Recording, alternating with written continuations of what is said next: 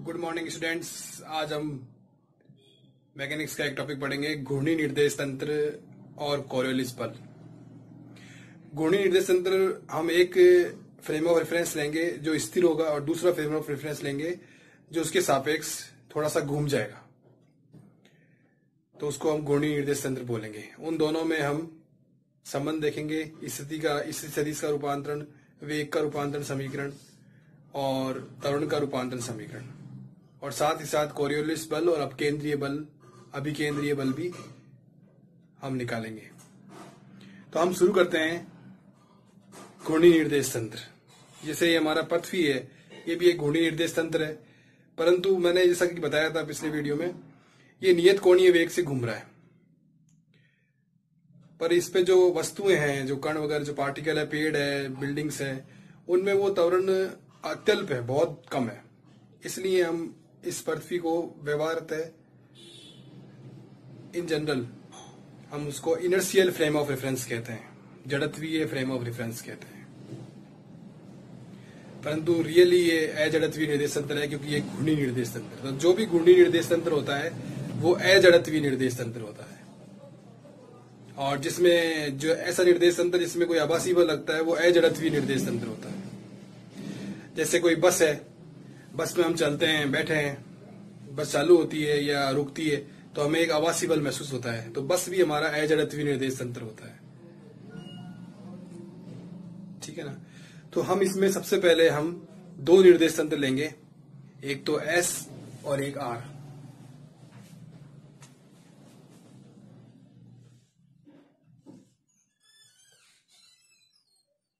ये तो एस निर्देश तंत्र है, ये इसका एक्स एक्सिस, ये वाई एक्सिस, ये जेड एक्सिस, ये मूल बिंदु ओ। प्रारंभ में ये दूसरा निर्देश तंत्र है आर। प्रारंभ में t बराबर 0 सेकंड पर दोनों निर्देश तंत्र संपाती थे। दोनों निर्देश तंत्र के एक्सिस और मूल बिंदु एक ही स्थान पर थे, एक ही पोजीशन पर थे। फिर t समय पर जो आर निर्देश तंत्र है वो थीटा कोण से घूम गया। थीटा कोण का मान है ओमेगा टी कोण से घूम गया।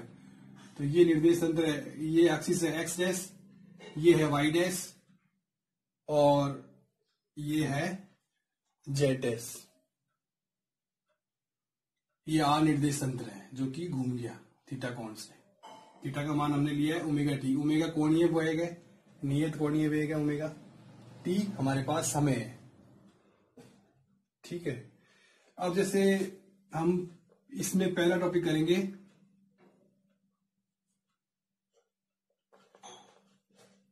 स्थिति सदिश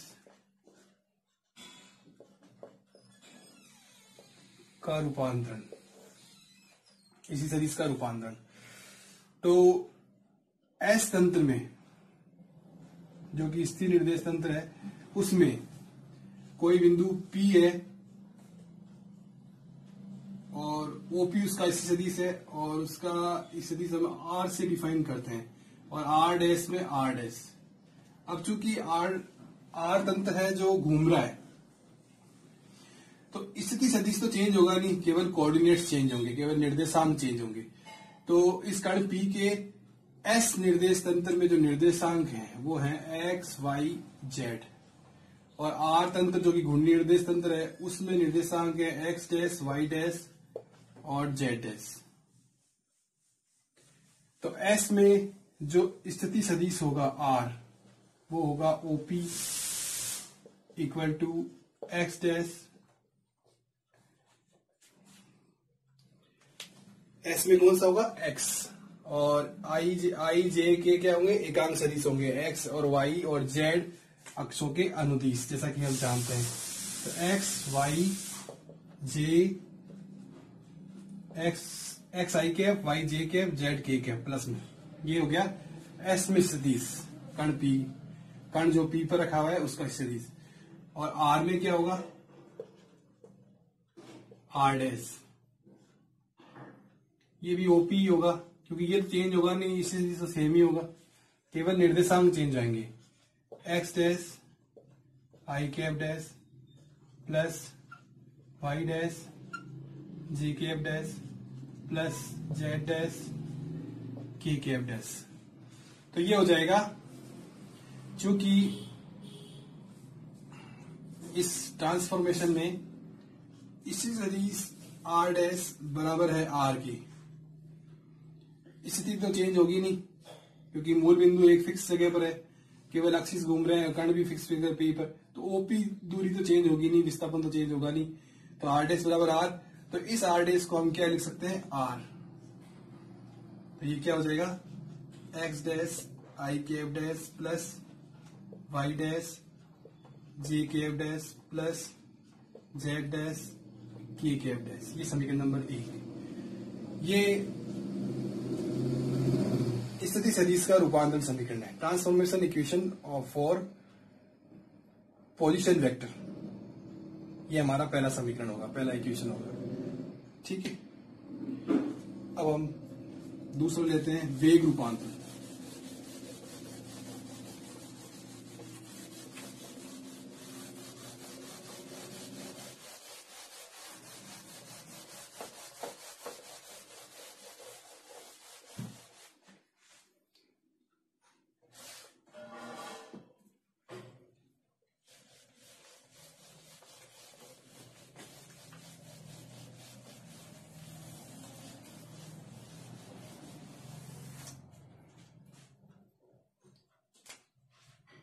दूसरा टॉपिक है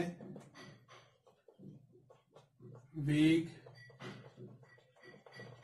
रूपांतरण समीकरण।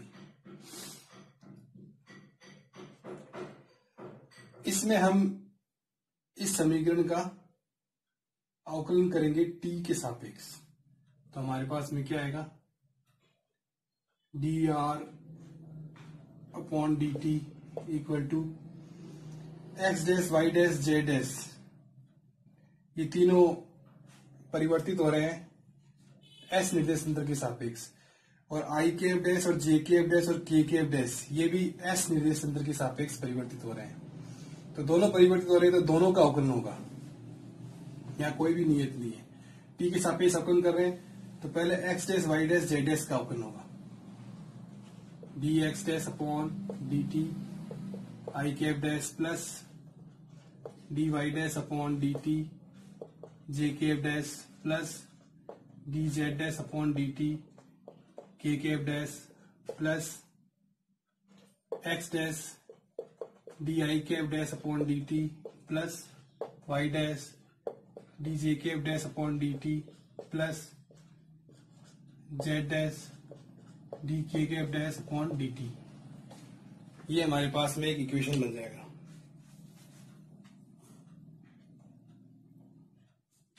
ओके, दूसरा इक्वेशन। अब इसको एक दूसरे फॉर्म में लिखने के लिए हम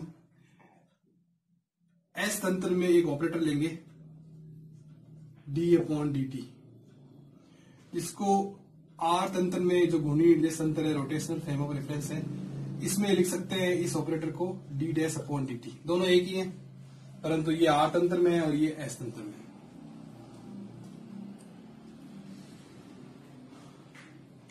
तो आर में वेग, आर तंत्र में वेग निकालेंगे, we dash d dash r dash upon D t. हम जानते हैं आर डैश आर के बराबर है, तो इसको लिख सकते हैं d dash are upon D T.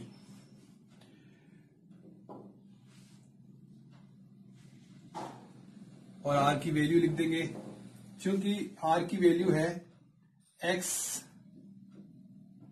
Dash I cap dash plus Y dash J cap dash plus Z dash के कैप डैश। चूंकि ये आर तंत्र में है वेग, इसलिए ये i cap dash J cap dash और के कैप डैश ये परिवर्तित नहीं होंगे, क्योंकि ये आर तंत्र में। तो आर तंत्र में ये एक्स एक्सिस की अनुदिश एकांक सदिश है आई कैप डैश, ये वाई एक्स के अनुदिश एकांक सदिश है जे के एफ डैश, ये जेड डैश एक्स के अनुदिश एकांक सदिश है के एफ डैश, ये एक्स डैश के, ये वाई डैश के, ये जेड डैश एक्सिस के सदिश एकांक सदिश है। तो ये फिक्स है आर तंत्र में, इसलिए ये परिवर्तित नहीं हो रहे, तो इनका अवकलन करना इसमें नहीं होगा। अवकलन इसमें केवल एक्स डैश वाई डैश और जेड डैश का अवकलन होगा। तो हम लिखेंगे d x dash upon D T I cap dash plus D Y dash upon D T J cap dash plus z dash dash upon D T के cap dash.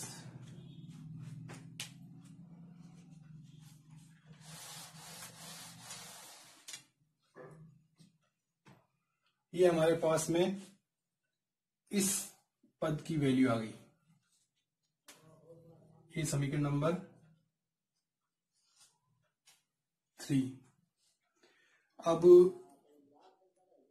S में वेग, S में वेग निकालेंगे v,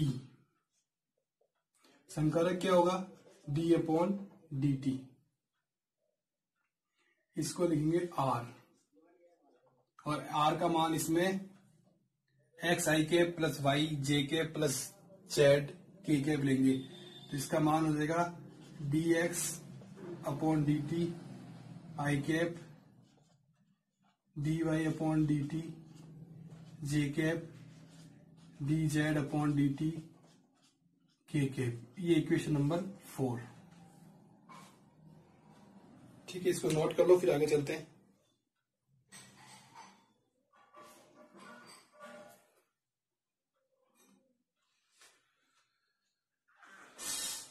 इसको मिटा देते हैं, ये इजी इक्वेशन।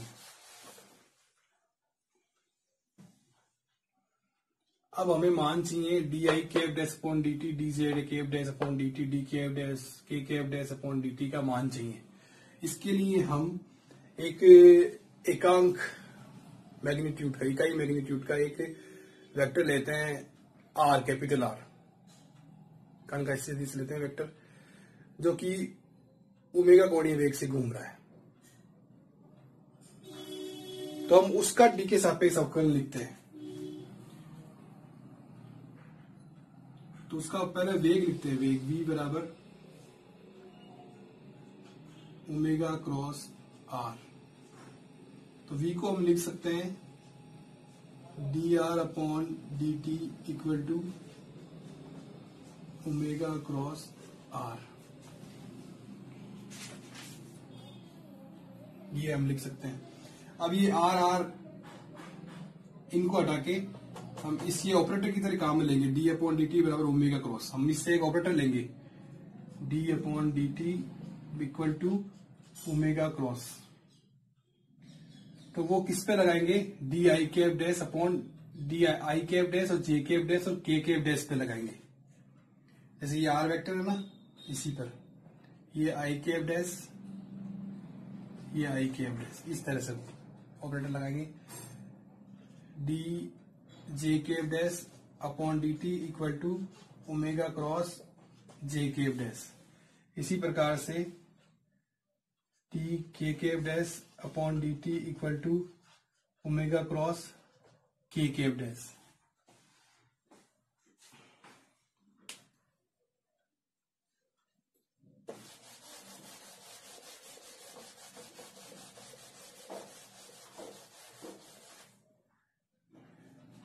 अब ये वैल्यूज इसमें रखेंगे।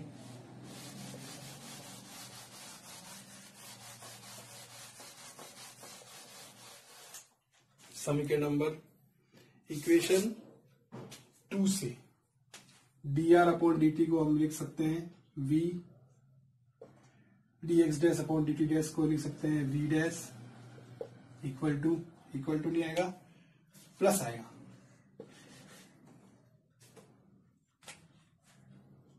Plus X dash. इसको हम उस जो भी इक्वेशन लिखी थी उससे क्या लिखेंगे, D I cap dash upon D T omega cross I cap dash. इसी प्रकार से वाई डैश बराबर omega cross J cap dash, इसी प्रकार से Z dash omega cross K cap dash. Omega velocity vector है, कोणीय वेग है, एंगुलर वेलोसिटी। अब ये एक्स डैश को आई कैप डैश, वाई डैश को जे कैप डैश और जेड डैश को के कैप डैश से गुणा कर देंगे और ओमेगा क्रॉस कॉमन ले लेंगे। तो v equal to V dash omega cross X dash I cap dash Y dash J cap dash Z dash के कैप डैश, ये आ जाएगा।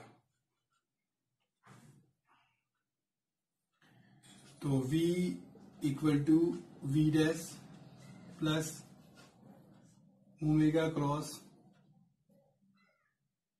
आर आ जाएगा। हमने इसको आर भी लिखा था और आर डैश भी लिखा था, क्योंकि आर और आर डैश बराबर है तो इसको ओमेगा क्रॉस आर हम इसको प्रीफर करेंगे, आर लिख देंगे। फिर वी डैश निकालेंगे। वी डैश क्या है?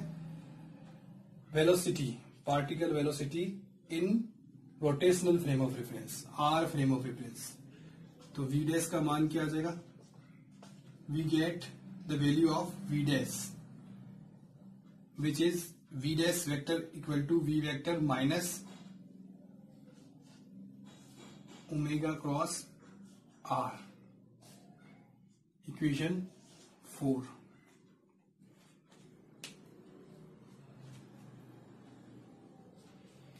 ये इक्वेशन जो 4 है, this is transformation equation of velocity in rotational frame of reference are. घूर्णी निर्देश तंत्र आर में वेग का रूपांतरण समीकरण है।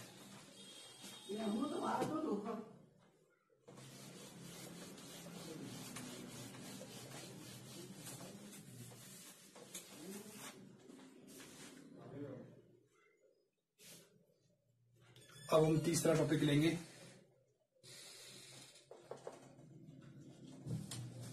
Transformation of acceleration.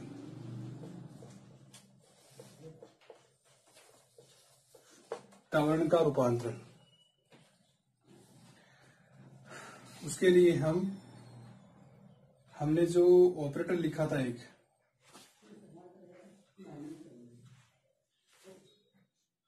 हमने इक्वेशन लिखा था D are upon D T equal to D dash are upon D T plus omega cross are. ये इक्वेशन हम पहले लिख चुके हैं। इससे हम एक संकारक लेंगे, ये आर हटा देंगे तो हमारे पास संकारक बचेगा D upon D T operator. जैसे ये डी अपॉन डी टी जो डिफरेंशियल ऑपरेटर है, ये भी एक ऑपरेटर है और ये एक ऑपरेटर है जो हम बना रहे हैं। D upon D T equal to D dash upon D T plus omega cross.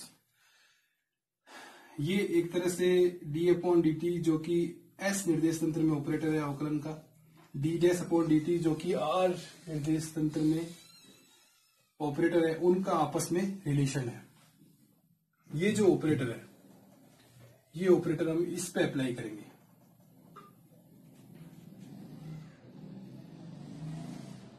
तो डी अपॉन डी टी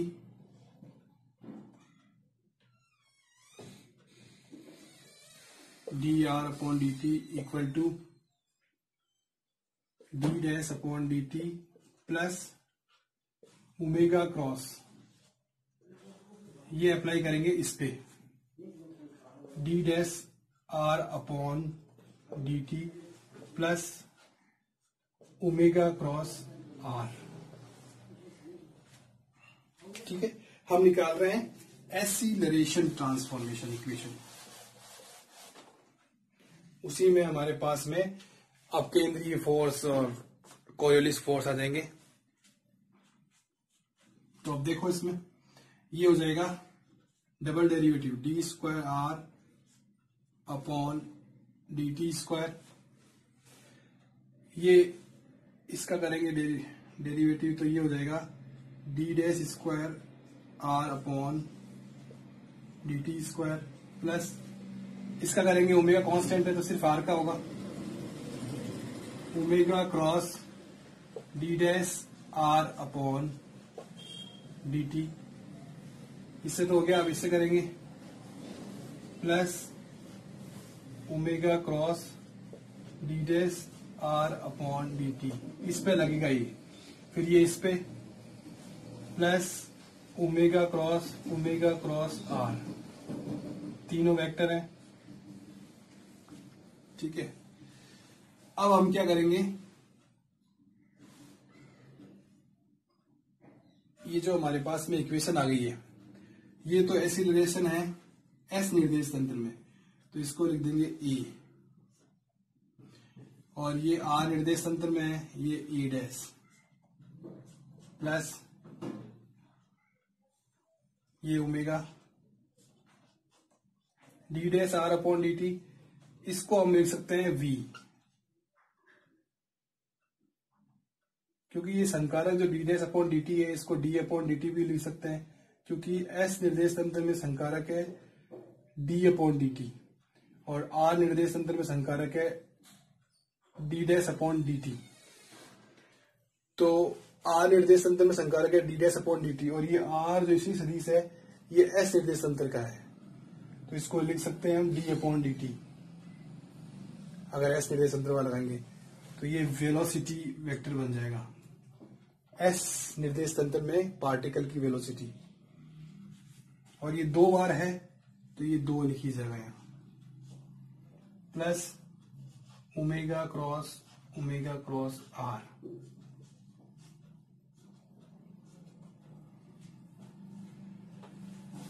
ठीक है,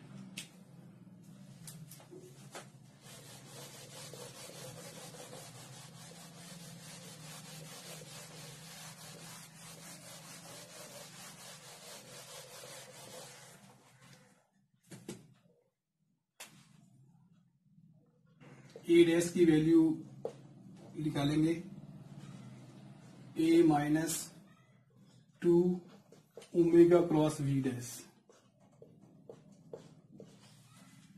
माइनस ओमेगा क्रॉस आर। ये जो है 2 omega cross V dash,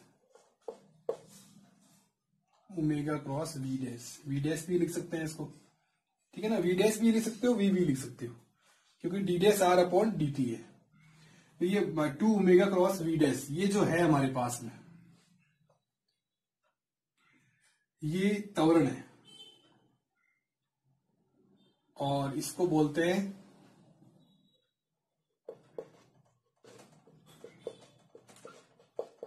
Coriolis त्वरण, माइनस वाले को, और ये जो प्लस वाला है इसको बोलते हैं अभिकेंद्रीय त्वरण, सेंट्रीपिटल एक्सीलरेशन, और ये जो माइनस वाला है इसको बोलते हैं minus omega cross are.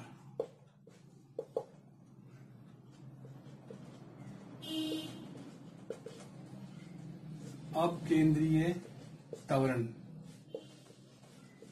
Centrifugal force बोलते हैं इसको, फोर्स नहीं एक्सीलरेशन, सॉरी, फोर्स तो बाद में आएगा जब एम से गुणा करेंगे, एक्सीलरेशन। अब इसी इक्वेशन को हम बल का रूपांतर भी निकाल सकते हैं, फोर्थ टॉपिक, एम से गुणा कर देंगे पार्टिकल के मास से, M A dash equal to M A minus 2m omega cross V dash minus, 1 minute, M आएगा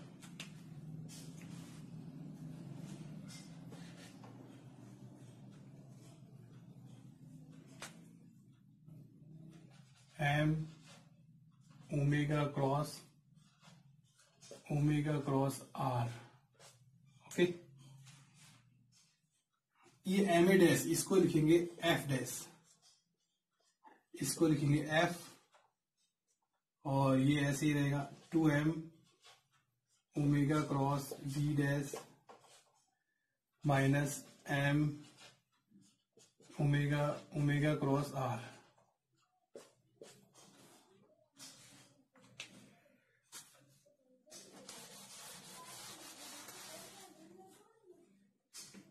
ये जो फोर्स है F dash M E dash, ये घूर्णी निर्देश तंत्र आर में कण पर लगने वाला फोर्स है, और ये जो एफ है एम ए, ये स्थिर निर्देश तंत्र एस में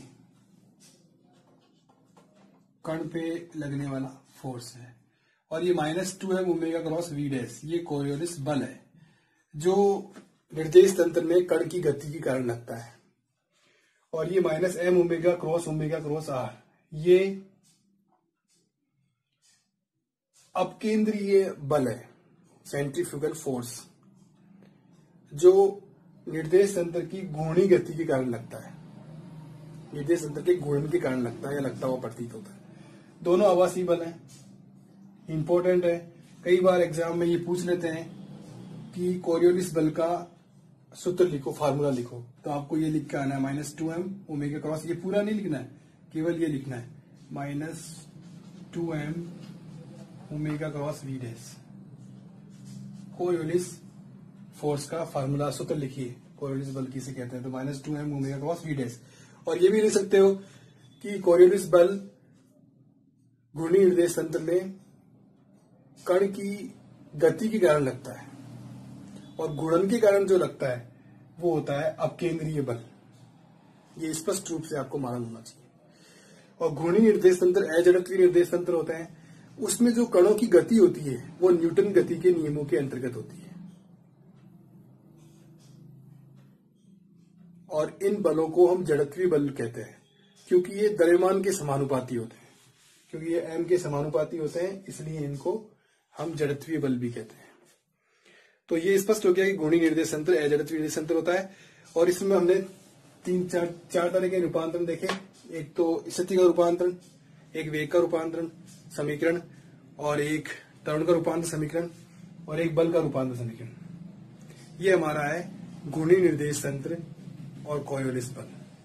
कोरियोलिस बल के बारे में पूछते हैं, कोरियोलिस बल का सूत्र क्या होता है, तो वो आपको ध्यान रखना है -m ओमेगा क्रॉस आर। कई बार ये पूछ लेते हैं कि अपकेंद्रीय त्वरण का सूत्र क्या होता है, तो वही ध्यान रखना ओमेगा क्रॉस आर, माइनस लगाना जरूरी है।